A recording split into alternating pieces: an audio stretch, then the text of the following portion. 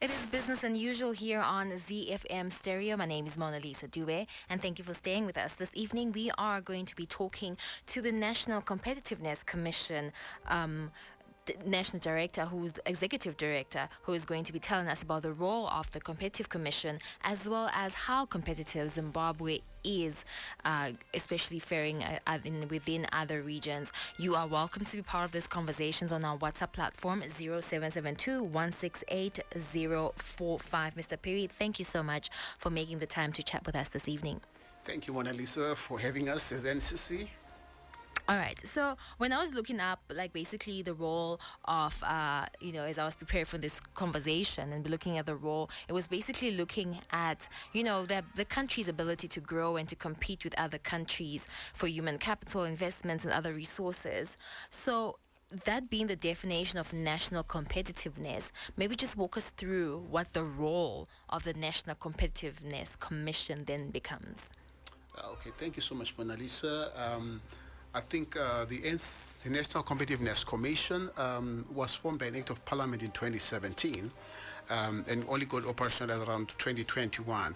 Our role is to enhance the competitiveness of Zimbabwe by looking at various issues that relate to competitiveness. If you look at competitiveness as a definition, it refers to the ability of a country or a company to compete or to produce goods and services that meet market demands both domestically and internationally, and be able to do those equally or better than the rivals that you will be competing with in that space. So as the National Competitiveness Commission, we look at competitiveness from three broad aspects. We look at the enabling environment that creates competitiveness for business. We look at market efficiency enhancers, which also support the efficiency of businesses to become more competitive. Right. We also look at firm level. We look at industry sophistication and dynamism, where a lot of things come into play. Maybe if I can take you through the three pillars. The first pillar of the enabling environment, what we do as NCC, we look at the infrastructure in Zimbabwe. We look at the macroeconomic conditions in Zimbabwe.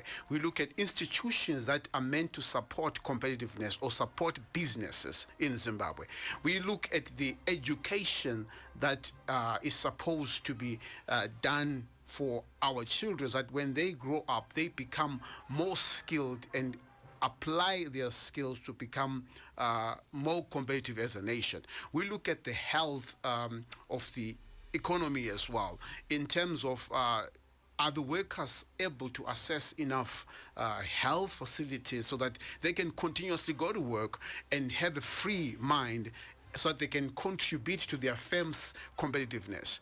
Then if we look at now at efficiency enhancers, for businesses to become efficient, a number of things need to be present. For example, there needs to be enough skills or a pool of skills or labor that is primed towards each and every business that is existing in Zimbabwe. If you look at today, the advent of technology, if we do not progress in terms of IT skills, we'll be left behind. As you see, AI is taking over and it's becoming a factor in creating comparative advantage for some other countries who are now forging ahead and doing better things and being able to produce cheaper because they've embraced technology. If you look at as well, one other thing that we look at efficiency and essence is the financial institutions in Zimbabwe.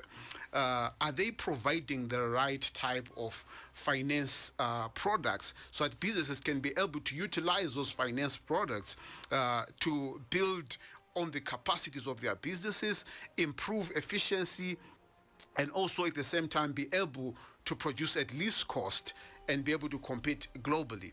We also look at the skills base that are likely to be produced towards technology uptake. If you look at other countries that have gone ahead, for example, if you look at countries like Rwanda, they've embraced technology and are continuously increasing in terms of their competitiveness globally, and are one of the highest ranked countries. If you look at the current international rankings, your Global Competitiveness Index, Innovation Index, they rank quite highly because they've embraced things that drive efficiency in their markets. Then the last thing is industry dynamism. A lot of times people will only look at what government needs to do to create an enabling environment, or what banks and other institutions at meso level will have to create so that businesses become more competitive. But business competitiveness can now be experienced and realized at firm level, because for me, I take it, competitiveness of a nation is an aggregation of all the businesses in Zimbabwe and how they're able to compete globally. So if business... So all these factors, I know we're going to get into them in detail, all these factors that you highlight, they are a combination of what every individual who is in business, who's in healthcare, who's in technology is doing towards that ultimately contributes to where the country is standing on the global index. Yes, that's true. Because if you look at the rankings, how they are computed is the business sector is approached through what they call an executive opinion survey. This is a survey that is administered to the senior people in different industries, and they respond to certain questions that are in the survey, and that is then used to compute where Zimbabwe stands in terms of the ranking. So you are right.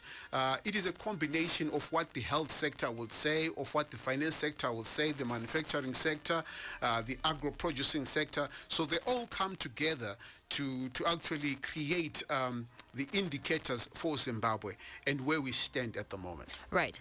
Last year, as the National Competitive Commission, NCC, you had a survey when you were looking at some of the gaps that are within competitiveness within the country. What were some of the findings from that survey?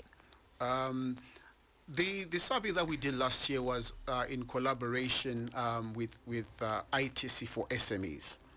What we found there was that the level of technology uptake in SMEs is very low. Secondly, the distribution infrastructure that the SMEs are currently using is also not well developed. We also found out that the financing from different banks and different institutions is not conducive for SMEs. It is actually prohibitive for them to be more competitive. What was very key was that in order for the SMEs to contribute meaningfully to our economy, and by the way, we found that they contribute about 60% in terms of activity in the economy, and they employ a lot of people as well. So in that, we then realized that the need for SMEs to be capacitated and to be given interventions that will improve their business knowledge, their business skills, is very critical at this point in time if we are to be more competitive as a nation. Right. You speak about issues to do with maybe lagging behind in terms of, I think earlier on you also highlighted in terms of technology, in terms of infrastructure. What have you attributed this to? I think it's a well-known thing. Zimbabwe has gone through a challenging period in terms of our economy.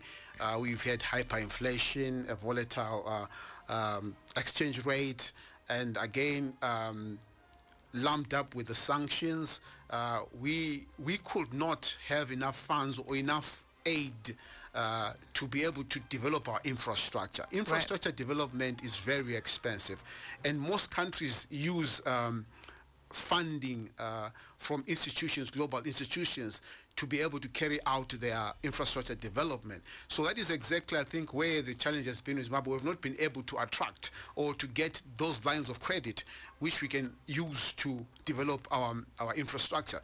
But if you look at what has been happening with the solutions that the government has come into place, the development of infrastructure, the Wange power plant, the Bay Beach border post, and the current reconstruction of roads under the ERPP. It's something that you understand that with time we will eventually get there in terms of building the right infrastructure to enhance competitiveness in Zimbabwe. How far can you go as NCC? How far can you go? Because you are talking about surveys, you're talking about observations that you've done, and also when I was reading through your website, I think one of your roles is to make sure that there are conducive policies that make sure that businesses actually thrive in Zimbabwe. But how far can you go in terms of actually making sure that these policies are implemented, your recommendations are actually put in place? How far can you go? I think our act does not empower us to enforce anything.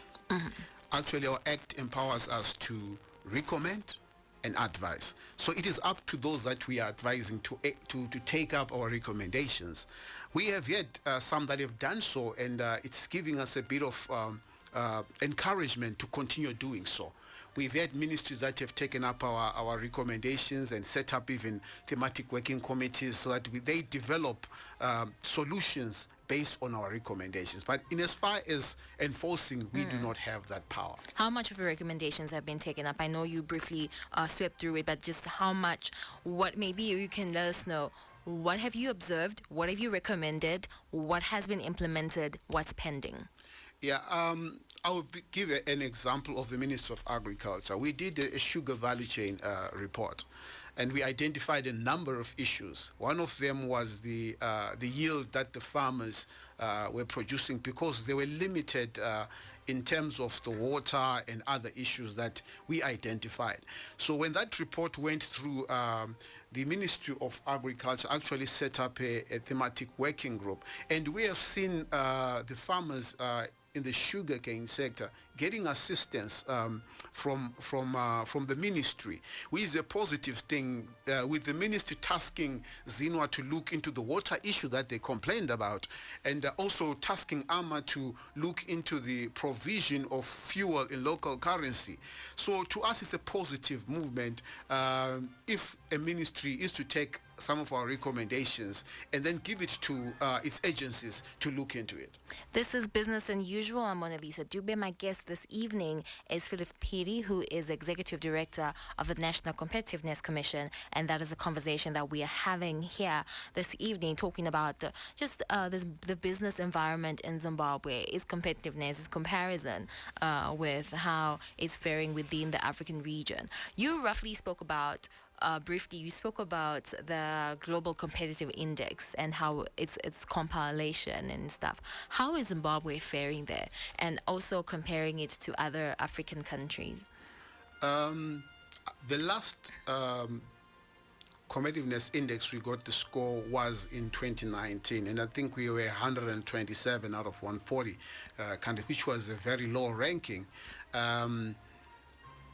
Compared to countries like Mauritius, I think was highly ranked, South Africa, and also Rwanda were highly ranked. But the best in Africa was Mauritius, followed by Rwanda. So what were some of the attributes? The attributes, what they do when they compile, then there are 12 pillars that they looked at. There are 12 pillars that they looked at, and these pillars look at issues like do you have the right airport infrastructure, your internet connectivity, do you have the right roads and trunk road systems. It's a lot. I think it's more than 136 areas that they look into when they compile this. But if you then expand the sub-criteria, it goes up to close to about 250, 300 criteria that they look into. So for us in Zimbabwe, where we fared very badly was on the governance issues, especially on the not the government itself, but the institutions. For example, where our institutions supporting enough businesses, institutions like us as NCC or AMA or other institutions where they assisting businesses to be more competitive. You look at issues like the health issues, the internet connectivity, the speed of internet, and all those kind of things. They affected Zimbabwe in a very big way. But what is very interesting and what we also observed is that industry dynamism also ranked very low. The uptake of technology in our industry was seen to be very low. The innovativeness of our industry was seen to be very low. So it's something that as NCC we are worried about, and we are looking at building initiatives to try and assist at firm level, at micro level, how our industries can become more innovative and uptake technology. Does it not go back to the issue of finances?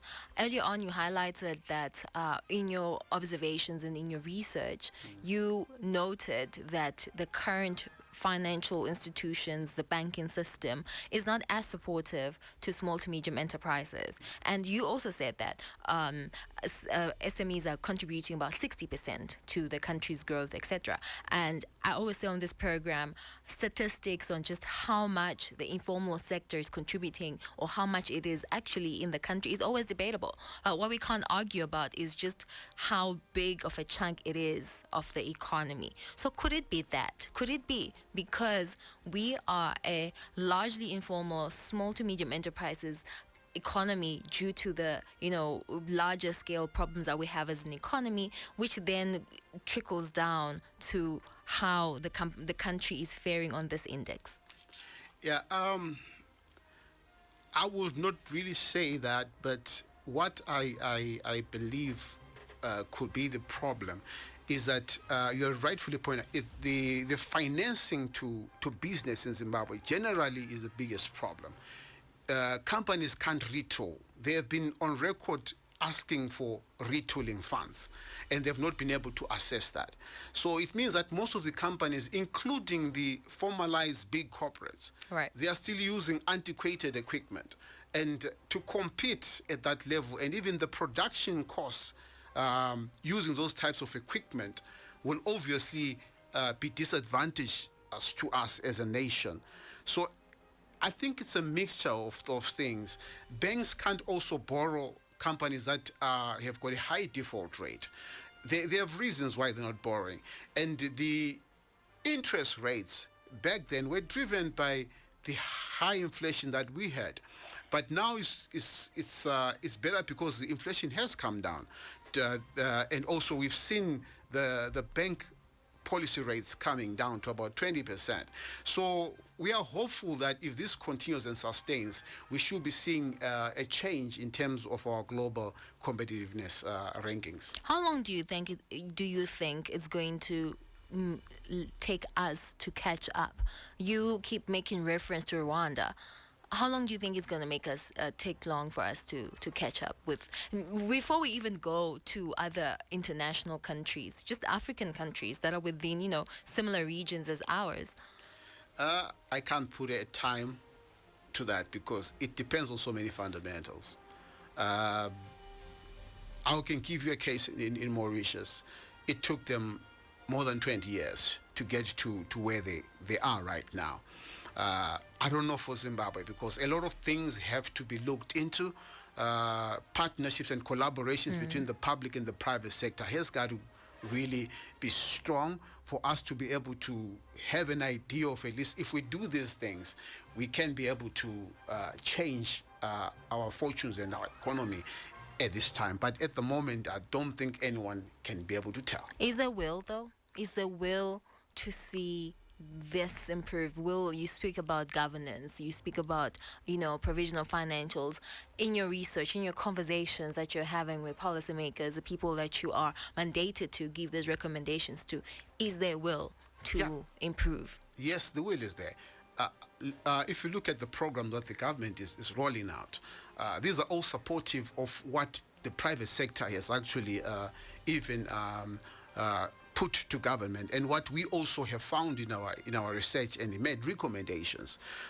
If you look at even the introduction of the new currency, it's a sign of that the government is listening and they're doing something towards it, because they understand that for everything to change and so that we can become competitive, they've got to sort out the macroeconomic environment. The stability to the exchange rate has got to be achieved, and inflation has got to be tamed. And we are seeing that at the current moment, that with the introduction of the new currency, there's been stability in terms of the exchange rate, and also prices in supermarkets anyone can be able to tell that it has been stable since ever the ZiG was introduced. So definitely the will is there. Probably it will take time for us to get there because there is a confidence issue that we need to deal with. It is not easy for confidence in. Yeah, confidence in our local currency. So people are not yet confident with our currency. As noted by when it was introduced, you had other businesses that were charging as much as 1:20, including schools and pharmacies. It's a sign of that no one was confident in the new currency. But I'm quite sure now, with the stability it has shown, it's only a matter of time, and people will start having confidence, and we can see a larger uptake of the local currency. You rightfully pointed out that, one of the reasons, well, perhaps the government or the policy or the Reserve Bank looked into bringing a local currency is because businesses have often said that without a local currency, it's very difficult to be competitive because all of our prices is pegged in USD, and that makes it expensive, right? That makes the production expensive. Yeah. So if the production is expensive, consequently, the product is going to be expensive, which then limits how far it can be competitive within the African region, for instance. So you speak about stability of prices, and you speak about how, the introduction of the ZiG has also come with open hands within the business market, especially for producers. Are we seeing that actually improving the competitiveness within, I would say, the African region for starters? Yeah. A softer currency always is competitive. Zimbabwe's use of its own currency allows companies to be able to manufacture and produce at cost-effective prices, because if you're using a foreign currency, you have no control. The RBZ, or Reserve Bank of Zimbabwe, has no control over it because it cannot control it through a monetary policy. So it cannot make interventions if there's market failure related to the currency. So there are a lot of things that are very positive in having your own currency. Our exports on their own. Imagine if we are to produce using the USD or any other stronger currency. It means that we are now directly competing with those countries that have efficiencies in terms of production. When our efficiencies are not at that level, which means our products will come out more expensive and we become more uncompetitive, and we definitely will not have a chance to grow our exports. So has that improved? That was like the question, or we are not in a position to tell yet if the ZiG has actually improved in that regard. Yeah. Yes, we can't tell at the moment, but we can tell when we introduce the local currency. If you look at our exports figures, there's been a growth that has been recorded over the past 3 years. I attribute this to the presence of a local currency, or the use of a local currency, because all the other costs that come into producing a good were being paid in local currency, apart from what was imported as raw materials. But if you look at your labor, if you look at your water, your electricity, they're all being paid in local currency. So it meant that we could be competitive in terms of that. But imagine if we're paying it in USD, we will definitely be having a challenge. The exports in the past 3 years are actually a testimony to that. Use of your local currency improves competitiveness. We are talking to the National Competitiveness Commission Executive Director Phillip Phiri here on Business Unusual. We'll be taking a quick break. Thereafter, we continue with the conversation. If you have any contributions, any questions, do send them through. Our WhatsApp number is 0772 168 045. Stay with us. Business Unusual, separating economic facts from fiction.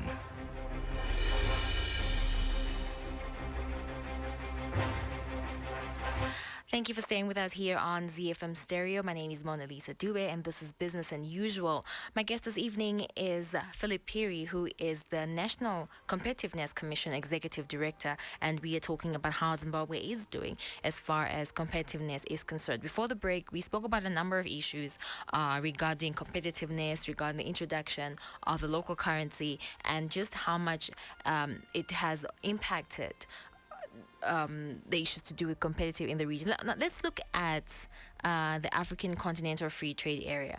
And I know that in your work and in your research, has been one of your major concerns and highlights in terms of what some of the issues that are pending as far as competitiveness is concerned that might hinder or that might contribute to how Zimbabwe would fare within the single market African Continental Free Trade Area that the African continent is trying to bring about. Can we speak about that a bit more? How do you see Zimbabwe participating in this, and just how effective is it going to be considering all the other issues that we have been speaking about throughout the program? Thank you so much. I think if you look at the African Continental Free Trade Area, it's one huge trading block that has just been opened, $3 trillion worth. Definitely there is going to be companies that will take positions within the African continent, countries that are coming up with strategies on how they can be able to utilize this new trading bloc that has come in. But also one thing that I fear might happen is we might have multinational companies coming from outside Africa taking part in this if African countries don't come up with proper strategies to combat products that are going to be coming in from other countries. It's only a matter of them using or selecting one country here to set up shop and begin to produce and then expatriate the proceeds to their countries, meaning that Africa will lose at the end of the day. But for Zimbabwe, I think what I have not seen or I have not had in the forums I have attended is a strategy for us as a country, how we are going to play in the African Free Trade Area. What are the products we are going to anchor on? Because we definitely will not compete with other countries that have comparative advantage and competitive advantage on certain product lines. So we might have a challenge where when we fully open up as Zimbabwe as well, we might have a challenge that our companies, local companies, might not be able to withstand the competition that is coming through. I am basing this on the outcry that we saw when the government opened up the borders for basic commodities.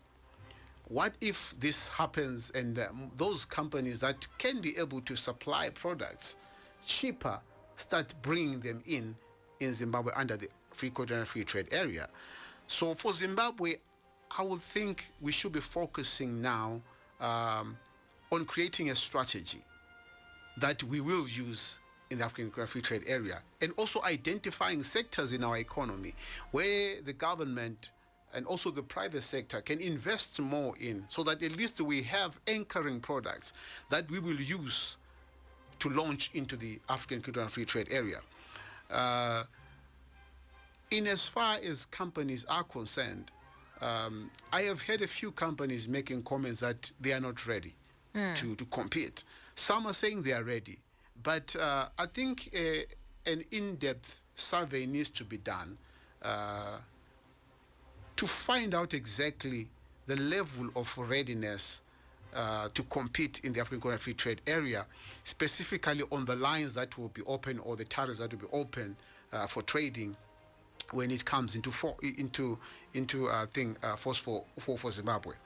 So we have a huge challenge as Zimbabwean companies, but something must be done in terms of coming up with a strategy so that it is clear how we are going to compete and how we are going to play in this African Free Trade Area. And what is your role in all of that?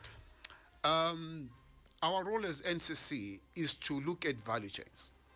We have already started doing value chains. Our thought is that if we look at value chains and identify value chains that are in the NDS1, which we can identify to have comparative advantage, we can then start working to making them competitive and achieving competitive advantage. Thereby, we are able to withstand all the other products coming from different countries within Africa.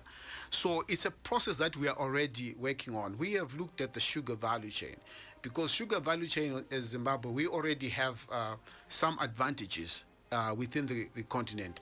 And we are also well ranked in terms of production of sugar globally. We're also looking at the soya value chain, because there is a lot that comes out of the soya value chain. If you think about your eggs at home, if you think about your beef at home, if you think about your milk at home, it's all linked to the soya value chain, because the soya byproduct, when they extract oil, goes into stock feeds. And if it goes in at a high cost, we become uncompetitive. So we're looking at that as well. We've looked at the leather value chain. Zimbabwe used to export about 17 million, produce about 17 million shoes. Now we're down to 3 million. So if we are able to go back to those levels, a simple factor of economies of scale, it means that when we produce more, we're able to reduce cost, and we become competitive in this African Corner Free Trade area. You seem to be doing a lot of research as the NCC. What happens to this research? Where is this research? Where is it being compiled? Who is being accountable for it? Because if you were saying that you have been put as an act of parliament, it means you are accountable to someone. And that someone you are accountable to, who are they accountable to? Because where is all this research going? Thank you so much. This research, it actually goes to our line ministry, which is the Ministry of Industry and Commerce initially. But it also is targeted at different ministries. Ministry of Agriculture. We are currently working on a research for councils to look at their competitiveness, and this report ultimately will land in the appropriate ministry, but through our Ministry of Industry and Commerce, who are our parent ministry. Mm-hmm. And what about the people that you are actually researching, because they are the contributors of this and they're the ones that are affected by this? Do you then go back to them and give them feedback and say, okay, this is what we found your peers to do? Do they also have access to this research? Yes, after all the research that you do, if you go to our website, which is www.ncczim.co.zw, you will see evidence of us disseminating these researches and these studies to the industry and appropriate people that are affected by research that we do. We also, especially for the value chains, what we do for the value chains, after the value chain research has been done, we then set up what we call a competitiveness lab. The competitiveness lab is comprised of industry experts and the industry players who are the major beneficiaries of the findings that we find, and also the recommendations that will push up to our ministry and to the government. So they then continuously follow up on the recommendations and where are they, and they do follow up with various sector players to actually find out if they are implementing some of the things that would have recommended at industry level. We then do what you call a progress report based on their feedback as a competitiveness lab. You have something that's going on the 28th of June. You are launching a report. Tell us a bit more about that. Yeah, on the 20th of June, we'll be launching the Zimbabwe Competitiveness Report. It is the apex report for NCC because it covers all the sectors of the economy and what is affecting competitiveness in Zimbabwe. It identifies the gaps that Zimbabwe has in terms of competitiveness and proffers recommendations on how those gaps can be closed. So on the 20th, we'll be launching that report. I think we'll be launching it at number 1 at Lynn Road in Marlborough. And we'll also be putting the report online. For those that are interested, we are likely to make it a subscription. You can be able to access the abstract, but for you to be able to read the full report, it will be available at a fee. But for strategic partners and stakeholders, it will be given to for free. Okay. Let's talk about the SI 81A, which amends the Exchange Control Act, which essentially it prohibits businesses from using any other rate other than the interbank rate. How do you see that contributing to competitiveness? Is it a plus? Is it a minus? Is it something that is a welcome initiative within the business space and the competitiveness space? For us, we see it as a plus because for competitiveness to exist, there's got to be stability. One of the key things about competitiveness, the environment has to be stable. Whether it is stable at a level that we all desire or not, it's another thing.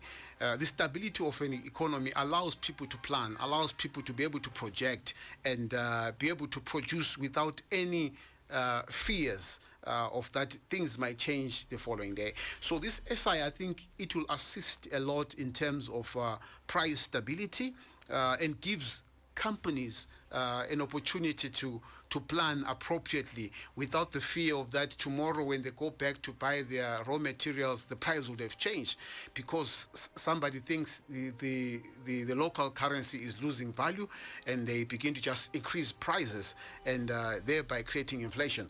So we see this that is going to stabilize the economy and thereby enhancing competitiveness. I've had a number of stakeholders on this program, a number of business leaders who have often highlighted the concern in terms of all these SIs that come out every other week, every other day. There's a new SI. And if the market is then dictating how far a currency is going to go or how far well it's going to do, and then policymakers are then responding with putting all these SIs in place, doesn't that create problems within the business environment?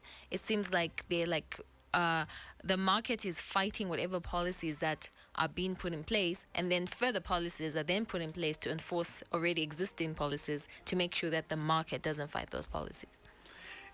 Yes, I think what you're saying is true, and we've observed it as well. Business will take a position when an SI is out, but I think for this to be sorted out, I think continuous dialogue should be carried out instead of people taking positions and SIs being produced.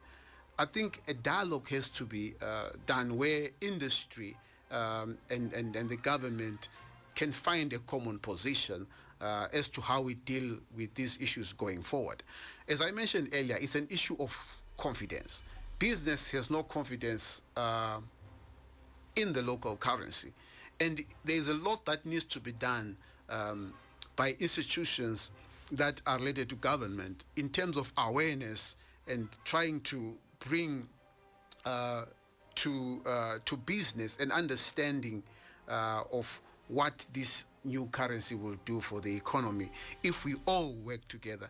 Sometimes it's a perception issue that drives people to react in a different way. But I feel that maybe if we can give this ZiG a chance, why am I saying that? The RBZ governor said it is backed by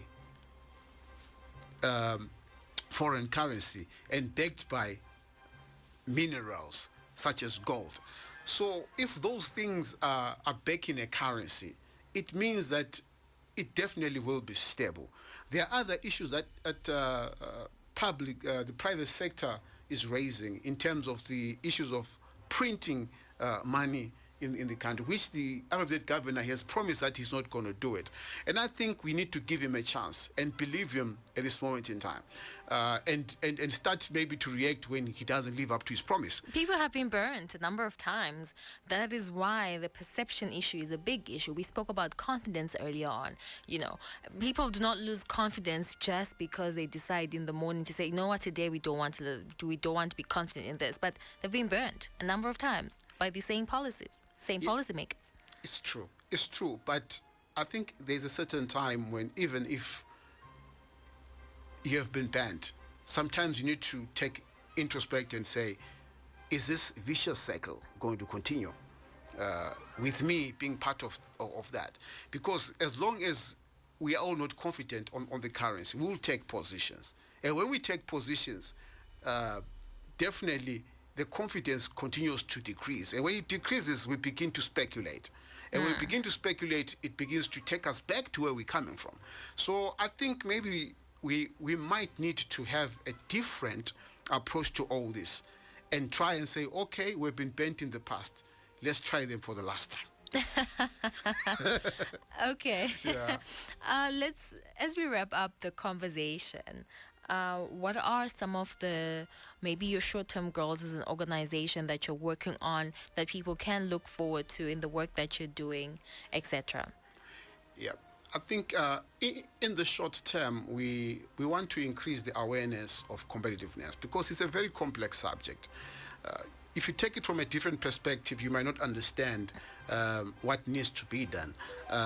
If you take it from a perspective of the macro side, you continuously focus on government and say they must make the environment right.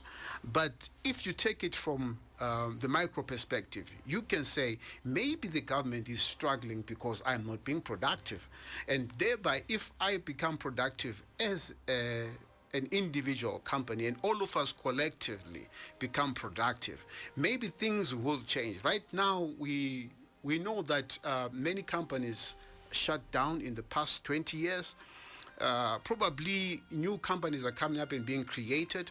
But if they all join in the lack of confidence within the thing, then we definitely will not achieve what we want to achieve. So we're trying to bring that awareness to even the new companies to say it's possible to work within an environment. And we are really pushing on the concept of innovation to business and entrepreneurism. Because if we have more entrepreneurs and innovators who are able to survive within the current environment, we might see growth even in employment, growth in even our economy and productivity. The other thing that we, in the short term, that we decided, because competitiveness is a very broad subject, and if you look at it from a macro perspective, you might have a lot of work to do and a lot of mountains to push. So we have deliberately targeted in the next 2 years to focus on local councils and rural councils. Because why 2 years? It's because it's a program that is progressive. The first year is to obviously get all these councils assessed in terms of the criteria that we want to assess them with, and to identify the gaps and developing the instruments that we will use to analyze and come up with meaningful reports. So for this year, we have created a criteria. We have engaged a couple of councils. We're piloting the project with 10 councils, 5 rural councils and 5 urban councils. We want to understand why our councils are not delivering on service, because the same businesses we are trying to promote to be competitive exist within those councils. So sometimes it could be a two-pronged approach, that the economic environment in Zimbabwe is not conducive for the businesses. It can be exacerbated if the local councils are adding on costs and no water, no refuse collection, and there is a lot of issues that councils can impact on competitiveness, especially if companies want to develop or extend the development permits and the costs are exorbitant. If you look at even the license fees for a small business to start up in a council, it could be exorbitant. So our intention is to look at this and say, first, let's look at the individual council environment and what can they be able to contribute to making the business environment conducive for business that exist within their jurisdictions. We are also on a drive to engage with academic. We have had a number of dialogues with them and linked them to international institutions that have been leading in terms of developing solutions for their countries. So we have had conversations with the universities, and we're aiming at developing a culture of competitiveness and innovation and technology uptake coming from the university. And the university is being positioned as centers of excellence in terms of developing solutions for industry. For them to be called innovation hubs, they've got to innovate around what is currently challenging businesses in Zimbabwe. If it's going to be equipment that we're importing, if it's going to be technology that we're importing, or even including manufacturing processes that they need to innovate around so that we can become competitive as a nation. Is the corporation, though, all these institutions that you're working with, the councils, the tertiary institutions, etc., is the corporation in the work that you're doing? Yes, with Innovation Hubs, I think we had all of them cooperating with us, and they're excited in terms of going on this journey with us. The councils that we've met at the moment, we've met about 6 of them, because we're targeting 10. We met about 6 of them, and these that we've met, they've been so cooperative, and they've given us all the data that we want, which the team is now compiling to analyze so that they can produce reports that will be given back to these councils. So as we wrap up this conversation, Mr. Phiri, a person who's listening, a person who's in business, SME, what role can they play in making sure that the country is competitive on a regional level, on an international level?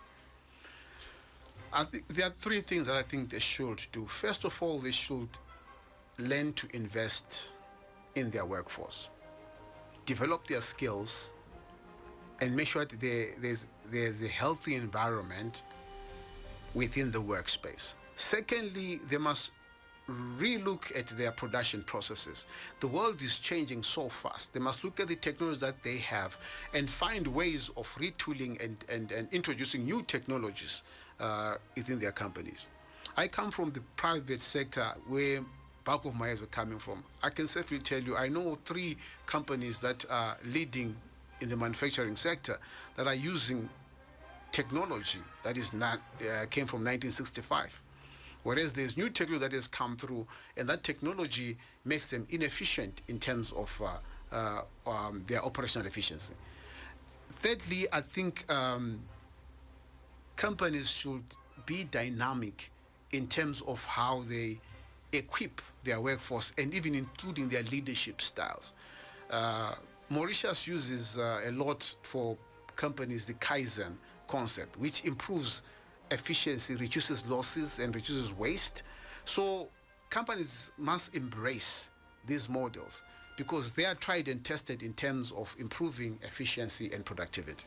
Speaking of tried and tested, you were recently in Mauritius, where you were trying to also have a study tour on how they do things at the telecom. Tell us how important that tour was and what it is that you brought back in what, because you also mentioned them when we're talking about the global index to say they're like the highest ranking African country. So what are they doing right that you found that we can actually bring back that is tried and tested? Yes, just a correction. We were hosted by the National Productivity and Competitiveness Councils of Mauritius. They arranged us to meet one of the biggest telecommunications company, Telkom. What we found out about what the Mauritians have done, Mauritians, they were a mono product economy. They based on sugar previously. But then they realized that they needed to innovate and diversify. They went into the textiles production, and they don't have cotton fields. They're importing cotton from other countries, and including Europe. But they managed to develop an industry that generated a lot of exports for them. But one thing that I learned from them, they invested in their human capital. That is why they're now the financial hub in Africa. And they're also good in technology. They have invested a lot in their human capital. Define investment in human capital. Training your capital, taking them, exposing them to various trainings and capacity building initiatives, working with different institutions that have knowledge, or they've gone through the route to bring in knowledge into the economy. So if I look at it from competitiveness, basing it on Porter's diamond model, they created a factor, and that factor is human capital. And that human capital is now producing the results for them. Because if you look at the work rate that they have in Mauritius, and I'm on record telling the NPCC there and the MNC company there, their work rate and their productivity rate is something that we need to emulate. They are focused on productivity, and productivity. Mr. Phillip Phiri, the Executive Director of National Competitiveness Commission, I appreciate your time with us here this evening on ZFM Stereo. Thank you. And that's all the time we had on Business Unusual as we were talking competitiveness. Join us again, same time next week here on ZFM Stereo. Business Unusual, separating economic facts from fiction.